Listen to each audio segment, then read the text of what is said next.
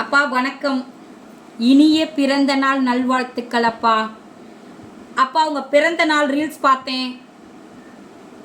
ரொம்ப எளிமையாக கொண்டாடுறது தான் உங்களுக்கு பிடிக்கும். நீங்கள் தமிழக மக்கள் எல்லாருக்கும் தெரியும்ப்பா, நீங்கள் எவ்வளோ எளிமை விரும்பின்னு. எளிமையான மனிதர்ன்றது எங்கள் எல்லாருக்குமே தெரியும்.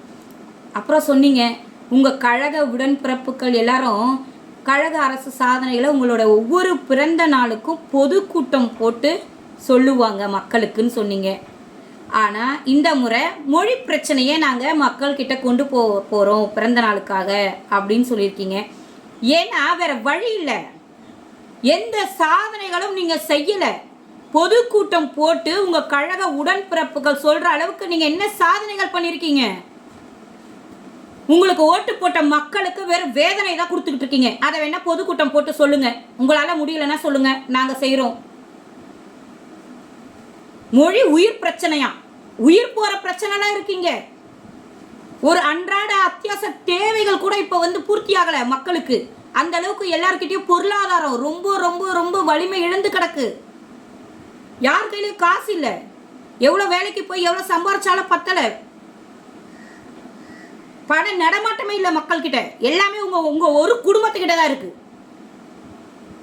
அவ்வளோ மோசமா இருக்கு தமிழகம். இதில் வேற இந்தியாவுக்கே வழிகாட்டியா இருக்கணுமா தமிழகம். நீங்க இருக்க வரைக்கும் எப்படி இருக்கும்? இந்தியாவுக்கே வழிகாட்டி நல்லா வழிகாட்டுறீங்களே. கள்ளச்சாராயம், போதை பழக்கம், இளைஞர்கள்லாம் இப்போ எப்படி இருக்கிறாங்க? கலாச்சார சீரழிவு, எத்தனை பாலியல் வன்கொடுமைகள். எதை கட்டுப்படுத்துறீங்க நீங்க? ஏதாவது ஒன்றுத்துக்கு நீங்க உரிய தண்டனை கொடுத்துருந்தீங்கன்னா இந்த பாலியல் வன்கொடுமைகள் தினம் ஒரு செய்தியா இருக்குமா? இந்தியாவுக்கு வழிகாட்ட போறாராம். மொழி பிரச்சனையை கையில எடுத்து நம்ம எல்லாரும் போராடணும். நீங்க போராட்டத்துக்கு கூப்பிட்டோம்னா எல்லா மக்களும் உங்க பின்னாடி வந்துருவாங்க நீங்க நினைக்கிறீங்களா? வாய்ப்பே இல்லை. அவங்களுக்கு அவங்கவுங்க பிள்ளைகளை என்ன படிக்க வைக்கணும், என்ன மொழி படிக்க வைக்கணும்ன்ற சுய சிந்தனை எல்லாருக்கும் இருக்கு. தமிழக மக்கள் யாரும் இன்னும் முட்டாளா இல்லை. தமிழகம் போராடும், தமிழகம் வெல்லும். மொழி பிரச்சனையை காப்போமா? தமிழகம் போராடும், தமிழகம் வெல்லும். நானும் சொல்றேன். எதுக்கு? உங்களோட குடும்ப ஆட்சியை ஒழிப்பதற்கு. தமிழகம் போராடும், தமிழகம் வெல்லும் என்று மீண்டும் ஒரு முறை சொல்கிறேன். நன்றி, வணக்கம்.